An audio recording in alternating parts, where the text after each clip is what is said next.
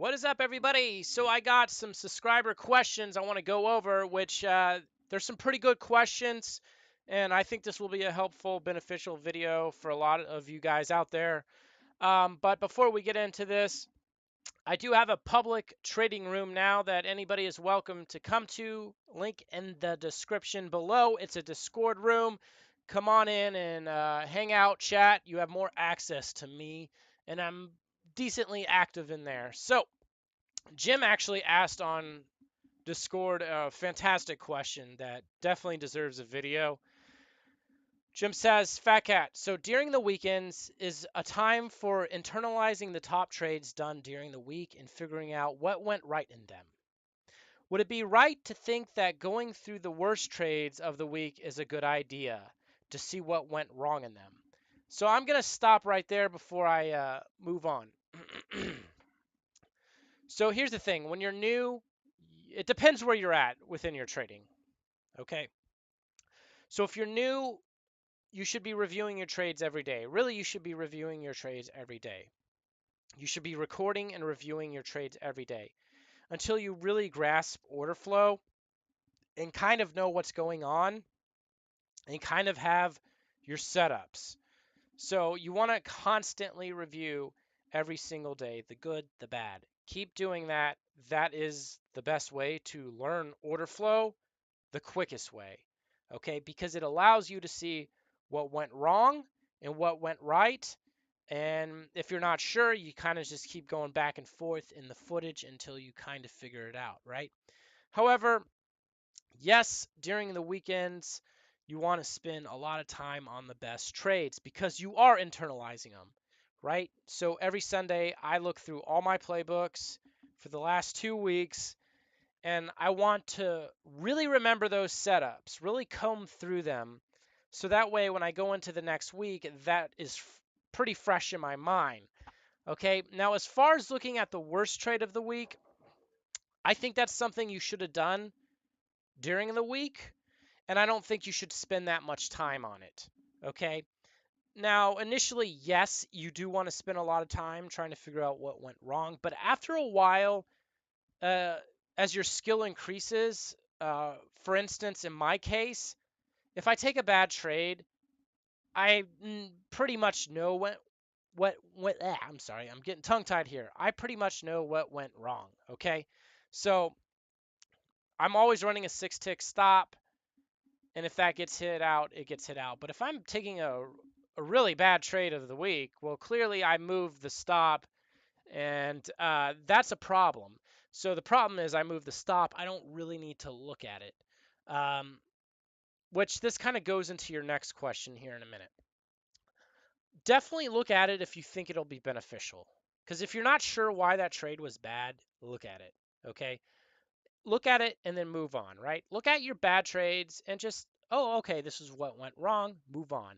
Okay, is what went wrong, move on. Once you find the really good trades, be like, spend a lot of time. Why was this so good? How could I have traded it bigger? Why was the entry so good?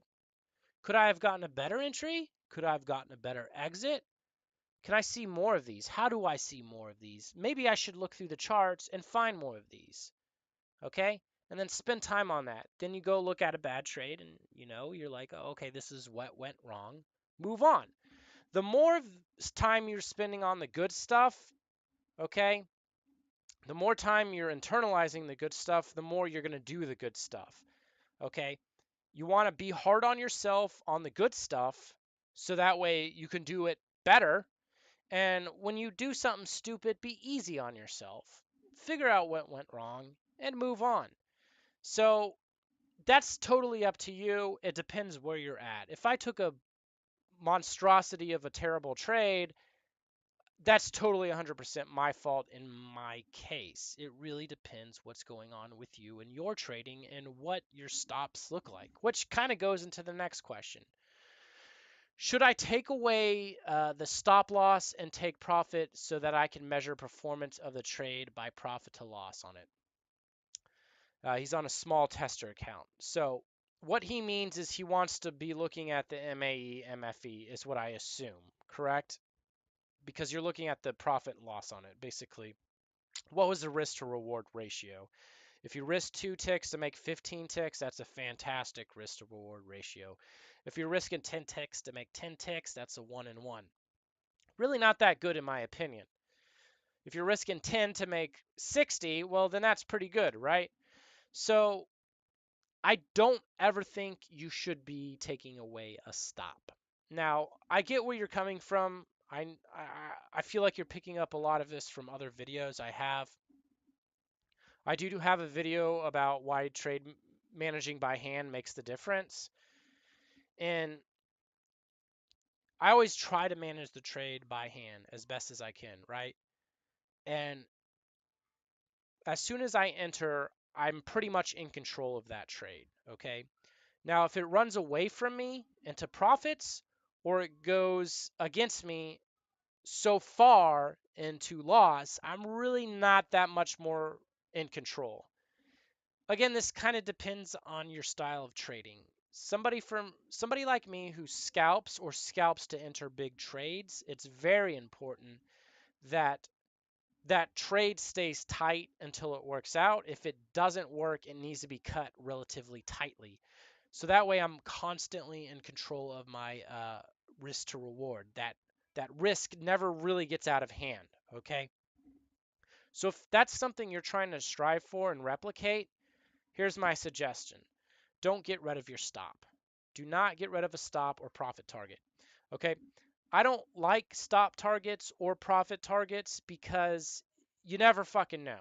You really never know if any of these things are going to get hit. Okay? And it's probably going to be the stop target that gets hit most of the time, um, because that's just how it works for us, right? As retail traders, just any trader in general, that stop always seems to get hit. So I could understand where you're coming from about getting rid of it, but you don't want to do that, and I'm going to explain here in a minute. As far as profit targets go, that's a whole different scenario. I definitely do believe in profit targets, but it doesn't mean I'm going to get them. I'm going to attempt to get them, but if I don't get them, I don't get them. So let's go ahead and talk about stops and what you should do. Why should you run a stop? Okay. So you want to always run a stop no matter what because it forces you to stay within parameters. Okay. First and foremost, what is a stop you can work with? Is it 20 ticks? Do you think, yeah, I can work within 20 ticks? I can trade pretty well within 20 ticks. I think at first have a stop at 20 ticks. See what happens. It's totally up to you. What stop can you work in? Okay? For me, it's always 6 ticks. All right? 6 ticks is the best stop for me. If the trade's not working in there, then it wasn't going to work at all for me. And as a scalper or scalp to enter trade on a bigger setup, I need to be right almost immediately because when I hit, I try to hit as precisely and as perfectly as possible. So that's why my stop is so tight. But I do not let that stop get hit. That's the difference. It's really an emergency stop. So what is a good emergency stop for you? You need to constantly run it. If it's 20 ticks, run 20 ticks. If it's 30 ticks, run 30 ticks, okay? And what you want to do is figure out what that average is. Maybe go through your P&L and average up every MAE trade. Average up every MAE trade. What is that average number for the entire week? Okay? That will give you roughly the stop that you want to have, okay? So put in an emergency stop. Now here's the thing. When you put in your emergency stop, maybe make this a weekly goal, okay? You do not let the emergency stop get hit. If you're going to cut it, you cut it at 19 ticks. No more, okay? No more. Don't let that 20 tick stop get hit. Try to keep it within that 20 ticks, okay? So what's going to happen is when you enter the trade, what I want is you to have the stop automatically pop up so you can see it. So you can see how close the price is getting to it. So you know where to cut it beforehand. The sooner you can cut it, the better. But we'll get into cutting it too soon here in a second because definitely is a point in time where you could cut it way too soon. So let's say this is you go with the 20 ticks, right? So what you want to do is maybe make this a monthly goal, okay? Start with maybe 20 ticks. Again, figure out what that average is, okay? Then what you want to do is try to stay within that 20 ticks. Look at the MAE for every single trade for the week. What is the average? Is it better or worse than 20 ticks? If it's worse than 20 ticks, make it your weekly goal to stay within that 20 ticks again, okay? And what you want to try to do is get that average number down a little bit, okay? Now, when you're trading, don't focus too intently on trying to cut it before it hits the stop. You need to obviously be looking at other things, right? Make sure you're trading well. Make sure you're trying to hit good spots. Make sure you're trying to do the right things. But if things are getting out of hand, which they always do, you need to figure out what to do. So you want to get that average number down. Maybe you get it down to say 16 ticks, right? Okay, so you try to keep it within 20 ticks for a week and you manage, and the new average number is 16 ticks. So move this to 16 ticks, okay? So now you're starting to keep your risk tighter, right? What you want to do is for the next week, stay within that 16 ticks. Try to get that weekly average MAE number down below 16 ticks. Maybe the next week you get it above to 18. Okay, well, you didn't do so good that week. Why don't you try getting it? What you need to do is just stick to that 16 ticks the next week. So if you keep failing to stay within that stop parameter, you need to keep trying harder and harder and harder until you finally reach that number. Okay? And then once you hit maybe 10 ticks, so now you can do 10 ticks. Stay within 10 ticks, right? Okay? And then once you're able to stay within 10 ticks, this is where you need to start to make those increments a little bit smaller, right? At that point, you don't really need to look at the averages once you're at maybe 10 ticks or so. What you want to do is try to push yourself harder and harder to get that stop down. So go from 10 ticks to 8 ticks, right? To 7 ticks, and then 6 ticks at some point, okay? Now, anything I don't, it's going to be very unrealistic to have a stop at 1 to 2 to 3 to even 4 ticks. It's just too tight at that point, and you're not going to do very well. I know that I can work within 6 ticks, and I can do well within 6 ticks. If I get stopped out on 6 ticks on 2 lots, that's $150. That's not good. But on average, my trades need a little bit of room to breathe on that entry. That is just how it is. You're never going to hit them perfectly. My trades need just a little bit of room to breathe. And I'm pretty good at cutting them pretty quickly. And I know that I can stay within the 6 tick parameters, okay? Sometimes I get stopped out, but most of the time I'm within that 6 ticks. I think 6 ticks is don't make it any less than that. But if you really struggle with 6 ticks and you see that maybe 10 ticks is the sweet spot, leave it at 10. Leave it at 10. But what you want to do is every week try to get that stop tighter and tighter and tighter, because every week not only are you trying to trade well in other areas like read order flow better, hit better setups, yada yada yada, but you're also progressively bringing that risk in tighter, and that is fucking good. Okay, so maybe you have to be in a range of 10 to 15 ticks. Maybe that's where you need to be. That's fine. But the thing is, the larger these stops are, the worse it is, because the ES can be very brutal, um, to the point where it's just you might be getting stopped out all the time. And don't ever start this challenge at a low tick count for your stop and work your way up. Don't do that. That's completely backwards. You want to stay within an area and challenge yourself to shove that stop closer and closer and closer to entry. Okay, because I guarantee if you try to roll 6 tick stops right off the bat, you're going to just rack up loss after loss after loss after loss after loss because you aren't there yet. You're not there yet, okay? So that's what I think you need to do is find the sweet spot on this scale. Is it 20 ticks? Is it 15 ticks? Is it 10 ticks? Is it 8 ticks? Is it 7 ticks? Realistically, if you could do 5 ticks, then do it. That's up to you, but I think 6 ticks is totally probably the best. But that's where it is for me. Maybe you can do trades within 5 to 4 ticks because you're really that fast and that precise. Then do it. But honestly, I think 6 ticks is the best because you do need some room for these things to breathe a little bit. So don't make it too fucking tight. Okay? What's the sweet spot in that? All right. So hopefully that answers all your questions. As far as targets go, if you're trading on some sort of demo or sim account to try to really figure this out, because you're trying to figure out the risk to reward on these trades, what is the best MFE? You don't really know on that. That can be anything. So don't really be trying to measure your best MFE. At that's it's so discretionary. The whole thing is I don't know how to go about this.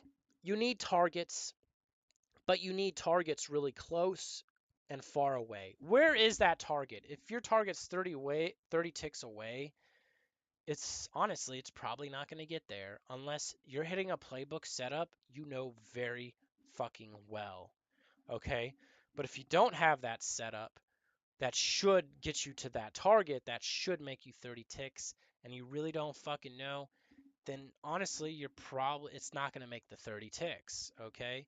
If you're when you get in these trades and you really don't know what the target is, this is so tough to just kind of explain because this is where like this is all my trading. And that kind of goes into the next fucking question that I have from somebody else. The way I manage the trades are so tight and precise most of the time that if it's not working, I can pick up 1 to 2 ticks pretty regularly. In fact, most of my trades are very low tick counts for how much I'm picking up. But that's because the big picture wasn't working. Okay? Because I always am trying to pick up a decent amount of ticks, right? I'm always looking for free money. Now, if there's free money and it's only a tick or two, it's never worth it. Because honestly, I'm risking 6 ticks ultimately, right? But if there's definitely like a free 5, 6 ticks, that's guaranteed, I'll take it. But for the most part, I'm not trying to do that. I'm constantly looking for these bigger picture ideas, okay, that can yield quite a bit. But with my skill as a scalper, I can be more aggressive at sampling these trades and trying to hit and hold. And if it doesn't work, I scalp it. Okay? I scalp it, right? So, but I'm also hitting a precise area every time I get into the trade. I'm not hitting any just specific price. There are certain prices I want to hit. Anything outside of that isn't good. And managing it's going to be a lot tougher. If it hits the exact price I'm looking at, managing it's going to be easier and it's going to be easier to sort of control it until it kind of works out.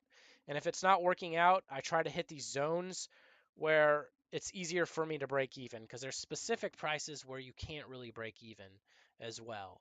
Okay, for instance, a point and control or a high node, while that's not the best place to enter, we all know that the market typically stalls on a high node.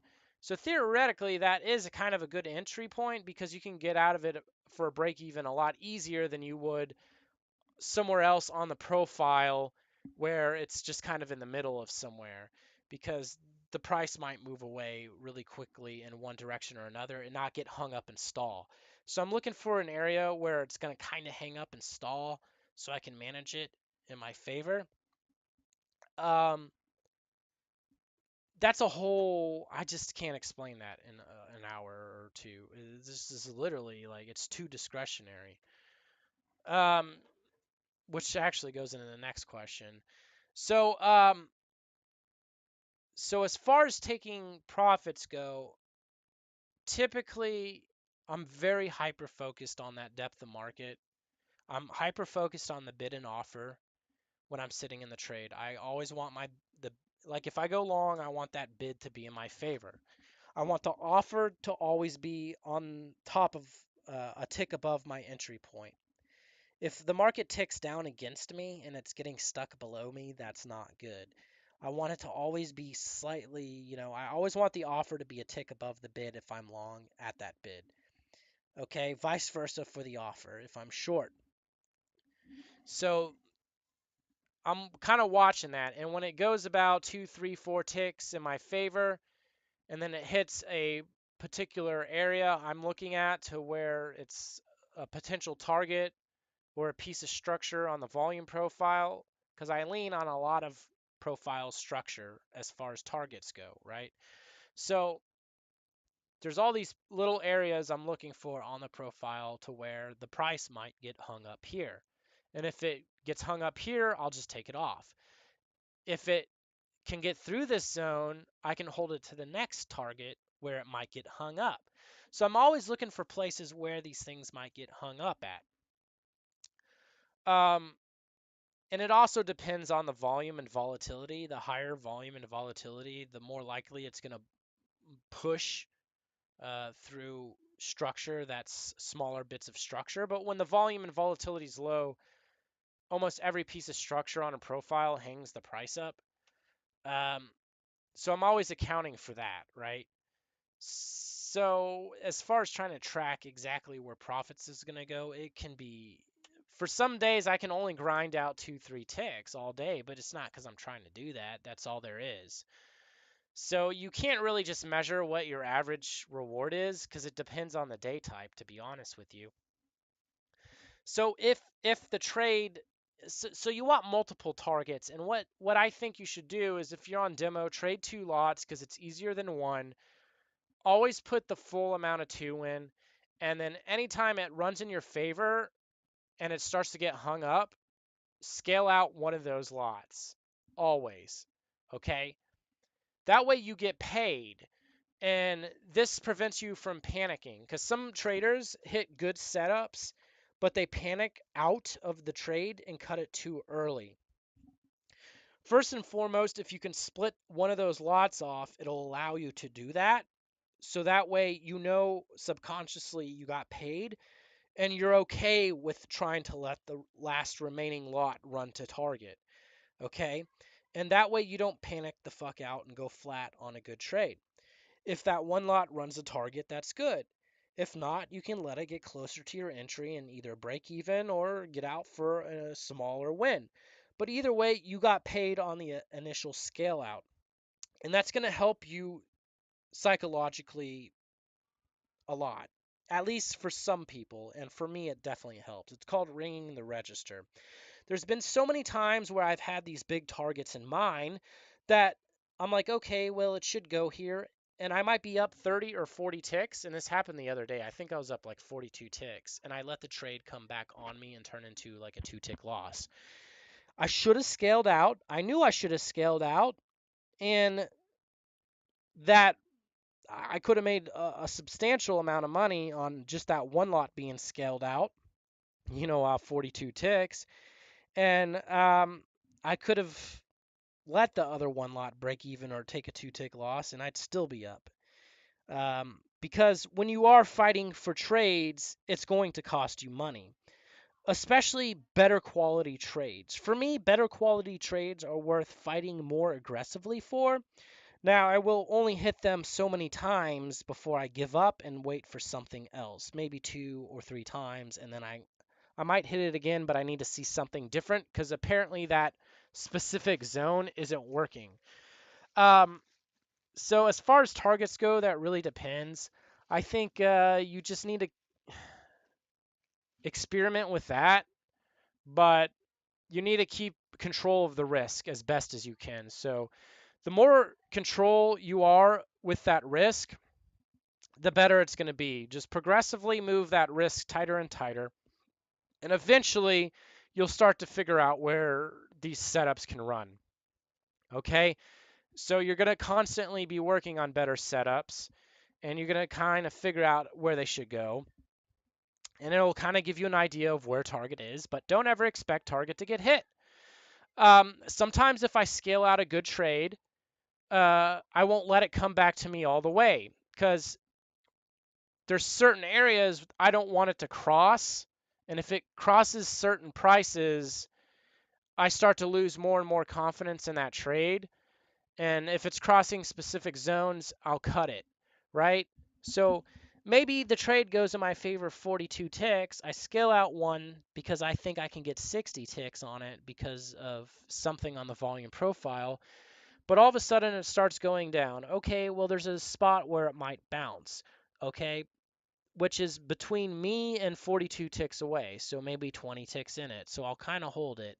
And if it looks like it's really not making it and it's just kind of dying at that point, I'll take it out for 20 tick win on that remainder one lot. Maybe I'll let it get 10 or 8 ticks closer. It's so discretionary because once you enter these trades, you really need to be reading your tape and order flow and understand volume profile structure and auction market theory. If you're trying to trade like me, understand your system.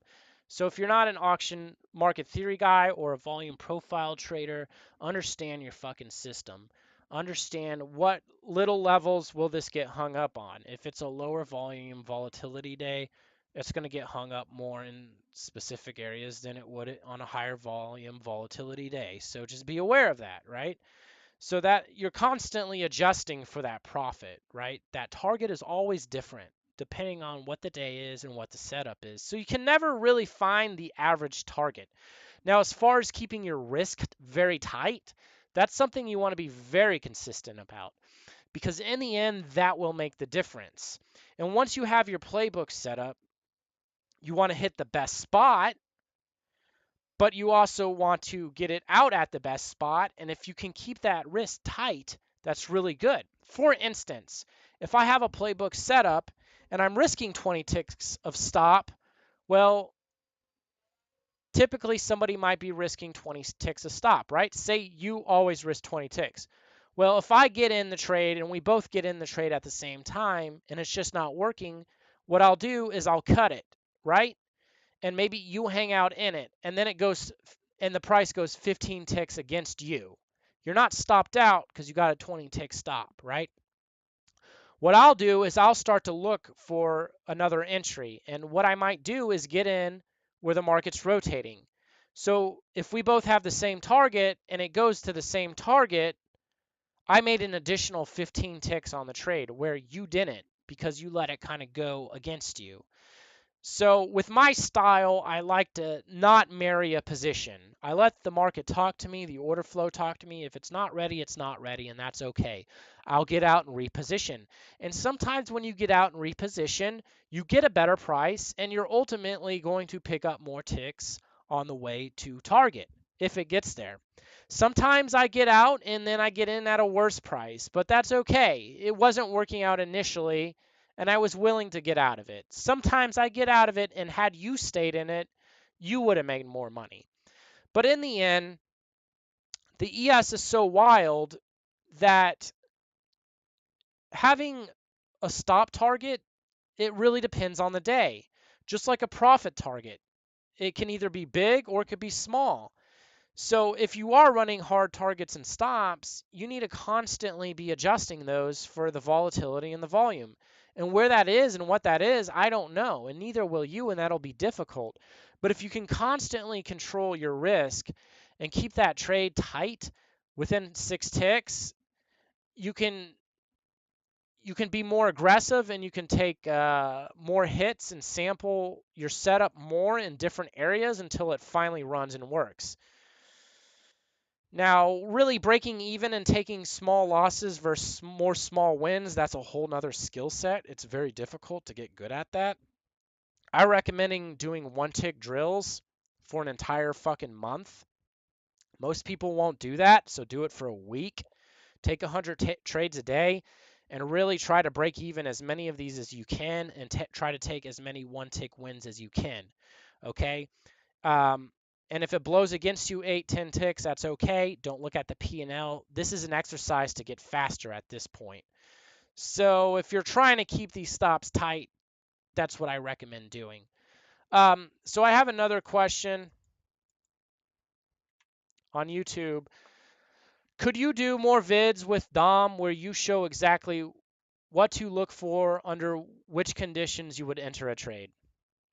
I can't do that. There's no way in hell I could do that. You gotta, what you're kind of asking in that specific question is me to take, years and years of experience and just put it into a video. There's no way I could do that because that would be a fucking 10, 20, 30 hour long fucking course at that point, which I would sell for money, right? There's no way because it's so discretionary.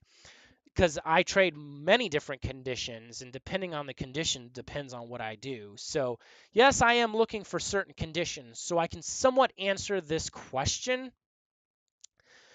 but I can't tell you exactly how I do it because you're asking a lot to where it depends, man. It's so discretionary because the way the order flow is coming in and the bids and offers and all those numbers, they do such radically different things and little different knickknacks, and there's different areas on the profile. I mean, it's all these entries are so different. There's something I'm looking for, but you got to understand my brain is processing a fuckload of information and I've seen it. I know it, and depending on what the combination of order flow is with volatility and volume depends on how I enter it. Hopefully I didn't confuse you there. So what I decided to do is let's go ahead and do another one of these things. Let's talk about volume. Okay? So all of you have a sweet spot, whether you know it or not, okay? All of you have a point in your trading where you start to perform better. Now, if you're brand fucking new at this, you won't really have that, but those of you who've been kind of trying to do this and you're not consistent yet, you're still struggling, but you've been actively doing trading for a few months, there is somewhere where you have a sweet spot as far as volume, meaning how many orders are flowing in. Usually on the usually on the open it's pretty high, right? And then at the close it's pretty high. At lunchtime the volume's relatively dead, right? So in the open it kind of looks like this, right? This ball is sliding all the way up until lunch, right? And then it starts to slide back up, right? So on the open it's high, starts to slide throughout the session, and then it'll start to slide back. And it may never go very high again, but it slides down and slides back up as far as the volume flow goes. If you look at a chart and you look at a volume histogram, it looks like almost like a half pipe, right? You can see the volume really high and then it tapers off and then comes back up. So when you're new, there is somewhere in that volume where you have a sweet spot, okay? And I actually talked to one of my core traders today about this. He says he does good an hour after the open. So I know the open is very high, right? And he says he does good for 2 hours up, but after the 2 hours, he doesn't do well for the rest of the day. So he doesn't do well for the rest of the day for a lot of reasons. It's not just volume being in the sweet spot, it's also fatigue. Trying to trade all day, every day is very fatiguing, and it's like running a marathon. It takes time to be able to maintain performance throughout the entire fucking day. Um, so him being fatigued can definitely most likely influence the afternoon. But I know for a fact that he says within the first 2 hours I trade pretty well. So he's about right here, okay? So his sweet spot is when the volume's flowing in here. I can't tell you an exact number because there is no exact number. You just have to feel it out. And that's why watching tape is good, because when you watch how fast that tape is coming in and you watch it every day, and this is why recording your trades is very important, you want to take note of how quickly that volume is coming in or it's not. And this is why I like to chop my tape up in the threes. Watch my time and sales video if you're unfamiliar with this. I run retail tape that's unfiltered. I run a 20 lot and up filter, and then I run a 99 and up filter. Now I mostly watch that 20 and up filter tape, okay, because those are who moves the market I trade, right? The ES.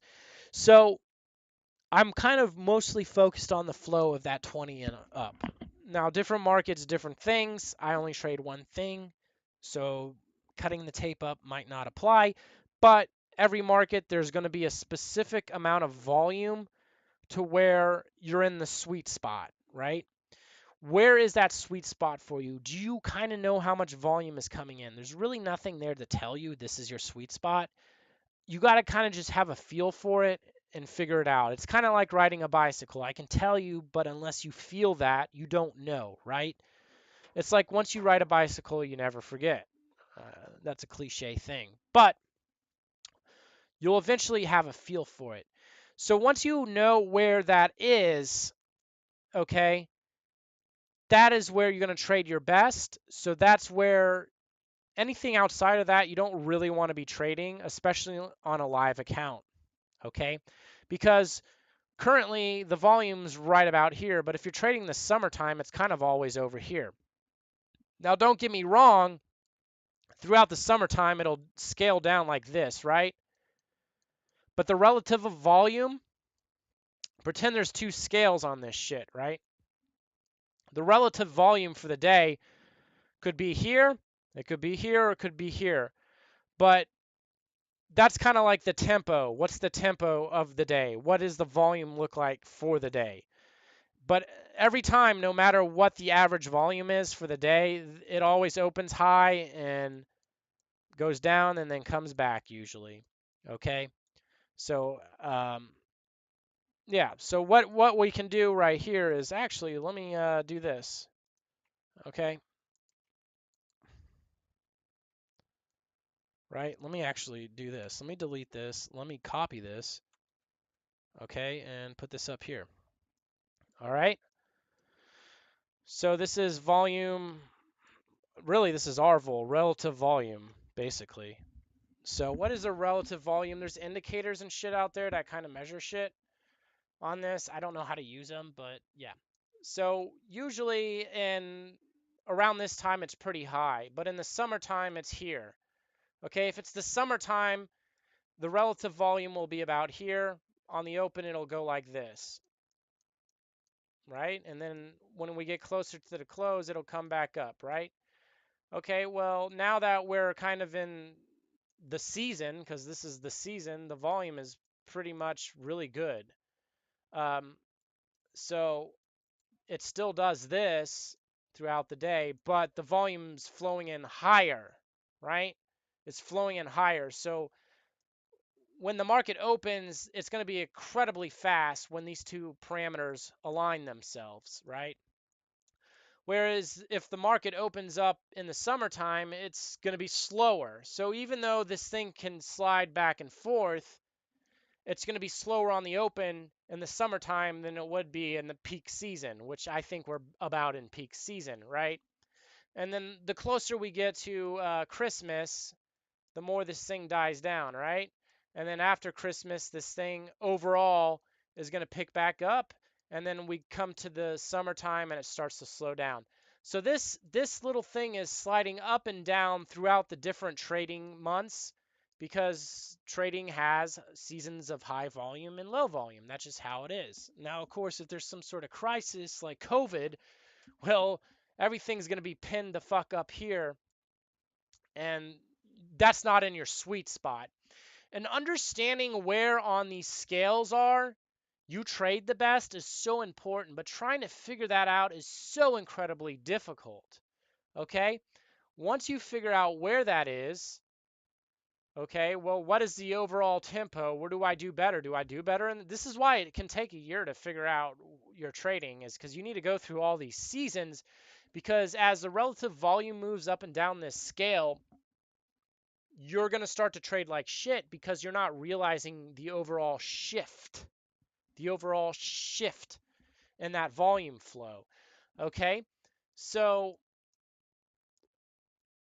let's say that, I would say the relative volume is about here. My buddy, he trades pretty good right about here. So he wants to be constantly aware about where he trades well. Now, here's the thing. Once you find your sweet spot, don't trade outside of it. Expand outward.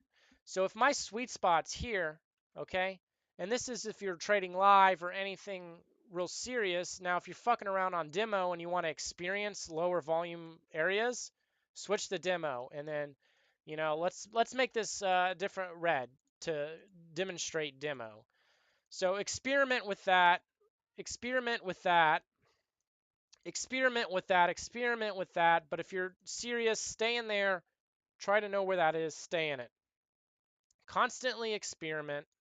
Okay. Now, if if the overall day goes like this to very high, well, I know my buddy's sweet spot's going to maybe be more closer to the afternoon. Okay, so if this goes up, he's going to be closer down to here. Okay, if maybe the overall day is like this, well, his sweet spot's going to be about here.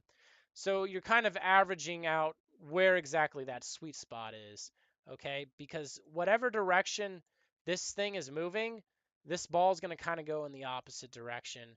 And there might be a point where they both meet in the same spot, right? That's good. And if they're both meeting in the same spot, you pretty much can trade the entire fucking day somewhat. Like if both of these meet in the same spot where the overall day's volume is in your sweet spot, well, your trading might look like this. Your sweet spot just expanded because not only is the relative volume for the day in your sweet spot, but you're also trading the sweet spot of the day for that. So you can actually expand how far you can trade. Okay. But, if this thing goes dead, maybe if the market's overall dead like it will the week before Christmas, well, his sweet spot's probably only going to be up here, right? And that's it. It might expand a little bit, but that's it. Now, here's the trick, and that's what makes it so hard. So I know my buddy's sweet spot is about right here, okay? So what I said earlier was experiment in different areas and constantly experiment because as you're experimenting, you're starting to expand this a little bit. Keep experimenting. Keep experimenting with different areas. As you keep experimenting with different areas, this will start to go up a little bit. Keep experimenting. Keep experimenting. And then you can kind of like push this out a little bit more because you're constantly in this zone. And if you're constantly really taking serious trades in this zone, that's going to constantly get pushed out. Eventually, it'll push out further and further and further. Now, here's the thing. I find very high volume very difficult to trade, and I find very dead volume, like the overnight session, very difficult to trade. I know traders can do well in the overnight and they like it because the order flow is slower, and that's great. But for somebody like me, it doesn't work because if I don't have volume, I can't get in and get out of trades quickly because it's so bad in the overnights at certain periods that I can't get in and get out quickly because I don't have enough volume flowing in. So that's out of my realm. That's not where I do well. That's not my sweet spot. If it's too fucking fast and high, you know what I mean? I can't manage the trade very well because it's so quick that I can't react that fucking fast. So at that point, the way I hit it is going to change drastically, or I just don't even fucking touch it until the volume slows up a little bit. Okay? So what you want to do is constantly expand this. And I would say my trading over the course of many years, my sweet spot is about there. And I'm constantly trying to push it out. Now, again, when this ball up here moves, because this ball is going to stay about the same, because this is, the relative volume for the day. that ball doesn't expand because I'm not really expanding there. I'm expanding kind of the volume, right? So I'm pretty good in the mornings. Um, maybe actually this is what my shit looks like. I'm sorry, that's not what my shit looks like. Maybe this is what my trading. I would say this is more so what my trading looks like, honestly. Because midday it kind of dies, anyways, right? So I would say my trading kind of looks like that on the day, on the open to close basis. So pretend this is open to close. I'm sorry, I'm confusing you guys. So like pretend this is like open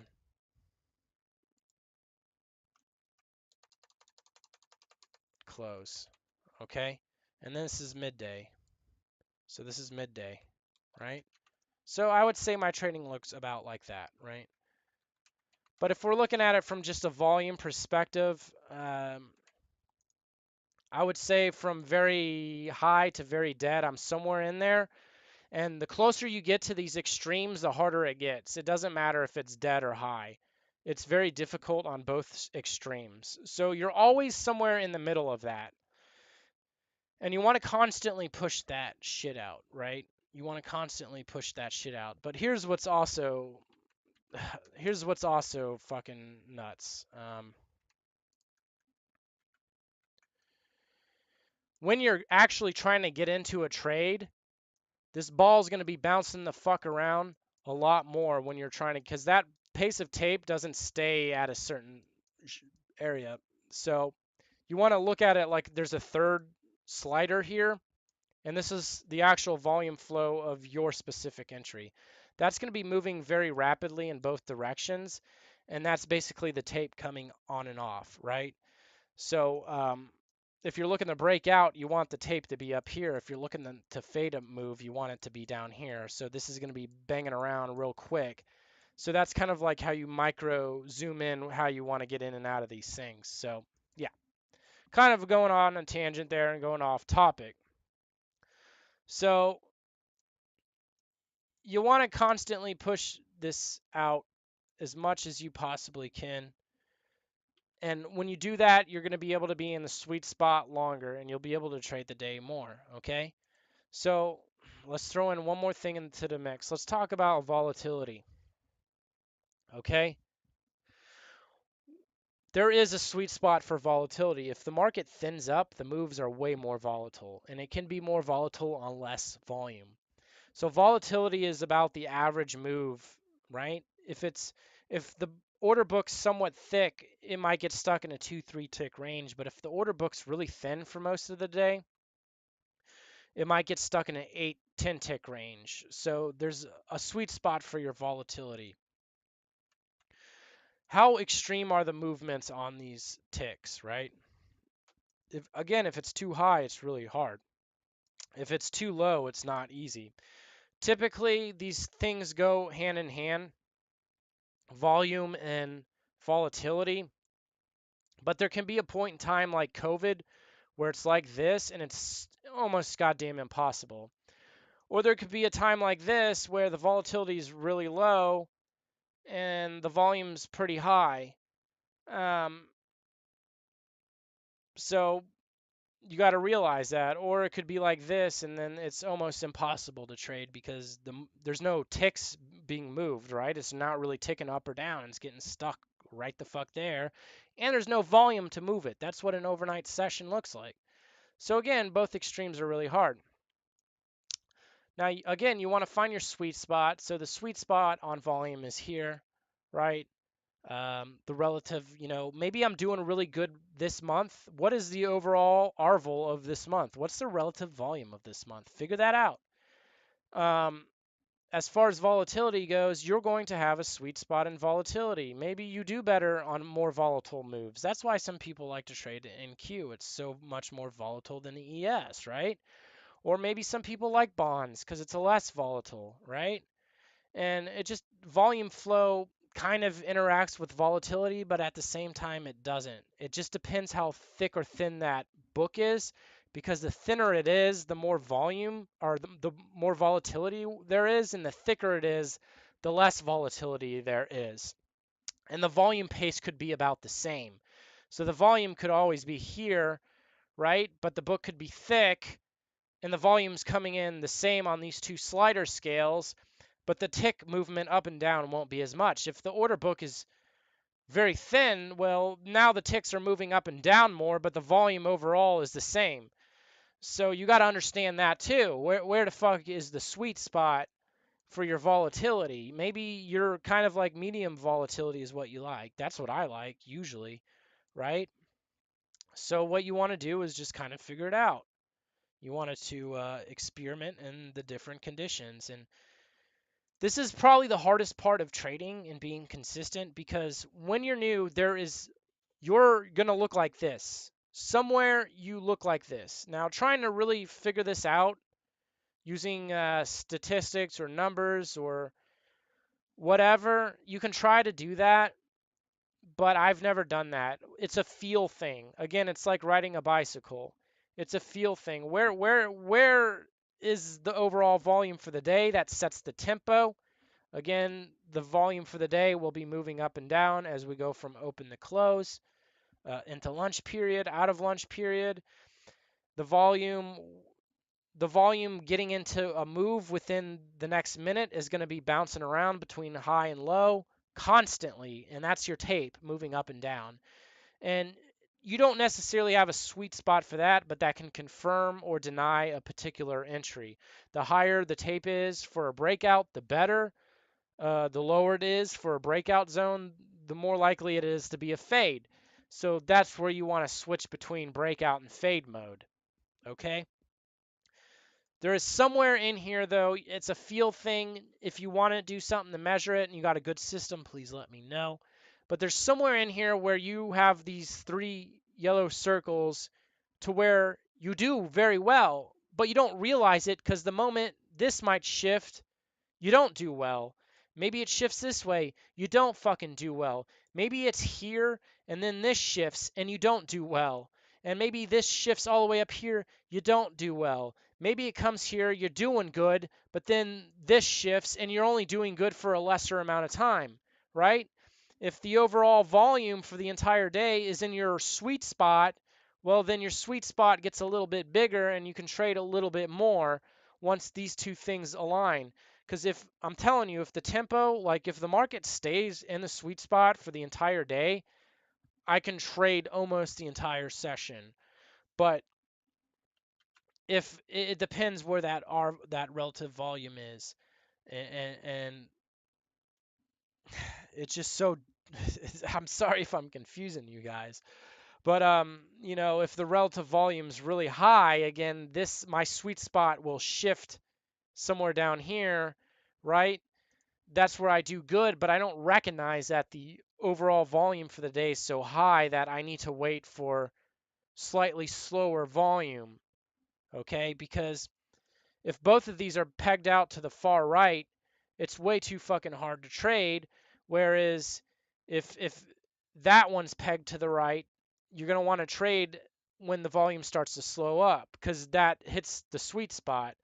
Now, again, if this starts to come down, this will start to come up, and these two things are starting to align and clash into the sweet spot. So the time of day where you trade is going to start to shift because there's times on the open where it's like this and I get fucking murdered.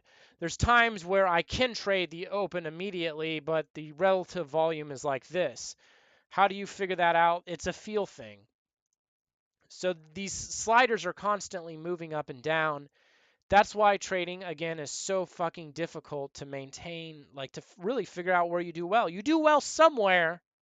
Where is that? But you also need to recognize where it is and try to push this out as far as you can. And then eventually this will go up as well. You can trade different relative volume days. And as you can see, these things overlap more. So now I'm trading, my sweet spot is more pronounced in the day. I have more opportunity in the day because I'm in the sweet spot. And then you push this out more, right? And then you push this out more too, right? I really think these two will kind of grow at the same time, to be honest with you. Really, these two circles are going to grow at the same time because they go hand in hand. It just depends what the overall tempo is and where your sweet spot is, right? If it's too high, you have to trade lower volume. Well, not really necessarily lower volume, but lower volume for the tempo of the day, for the relative volume of the day, right? But if the relative volume of the day is really shit, your sweet spot's going to move up here. So, really, if you think about it, the sweet spot, something just fell. So, if you really think about it, the sweet spot is always there, but it's always shifting, right? And it's always constantly shifting, but it's always somewhere in there. That perfect volume and volatility is always there, but trying to figure out where on this slider, boom, now when they both perfectly align really well and it's just on it, this would expand dramatically, right? And the trick is eventually over time, as you get better and better, your trading will start to look like this, right? And that ultimately is pretty difficult to achieve. It takes years and years to achieve this type of shit. So this might go over here and then you can trade in there. But the trading you do up here is radically different than the trading you would do there. Your style is going to shift, right? Because you know how to shift with it. So again, the new guy, he might only be able to trade here, but as this thing gets elongated, the way you handle it changes. So the more this circle turns into a large oval, the more you start to shift and move out of your sweep spot and you adjust. If the volume's very high, you know you need to start cutting quicker. Or if the volume's very high, don't limit in on the spread, limit in 2 to 3 ticks away. If the volume's very dead, I need to be more picky about my trades and hit only the best spots that can yield a lot of ticks because I know it's not going to yield many ticks when everything is dead. So I'm constantly adjusting the way I hit the move, hold the move, where I hit the move too. You know what I'm saying? So as these circles again expand, the way you're trying to manipulate and hit the market changes as well. But there is a point on these where it's your sweet spot. You need to work it out. So, okay, volume's a little higher. Maybe I should start cutting a little bit sooner, right? So again, this would go out. Okay, volume's slowing down a little bit. I need to be a little more pickier, right? But it's near my sweet spot. So that's how it keeps expanding. Okay, this allows you to adjust seamlessly, like you're shifting gears with the market. Now, I would say these two things grow at the same time, the relative volume, the relative tempo for the day. Fridays are usually slower than Thursdays, so the relative volume is usually somewhere over here. So this would shift. Maybe Thursday was very fast, so this would shift. Okay, so same thing goes with the volatile conditions. Where where where is the volatility in your sweet spot? Now the volatility does not necessarily grow with the volume in my eyes. The volatility is like when it's banging around on average 10, 12, 15 ticks versus 1 to 2 ticks. That's difficult to constantly be shifting in. So you got to start working on the skill of, well, where in the volatility do I do well and just push out. I can trade a little bit more volatile conditions, right? So again, find the sweet spot on the volatility. Maybe it's smack dab in the middle. Okay, markets are getting a little more volatile, right? So I can kind of trade them. I'm practicing. I'm getting better. Okay, the volatility is dying. I know how to adjust my trading to account for that. So eventually you want to kind of expand these things as much as possible, really. But for now, this is what your trading looks like for the most of you. And these things are always going to be moving. They're always going to be moving. And that's what makes this so hard. And I just want to show you guys one more time, right? If volatility is pretty high, well, then I need my sweet spot on volume flow needs to be a little bit lower. Okay? Especially if the overall day is like this. Okay, well, if this starts to go down, well, I can trade higher volume at this point, and I can probably trade higher volatility. Okay?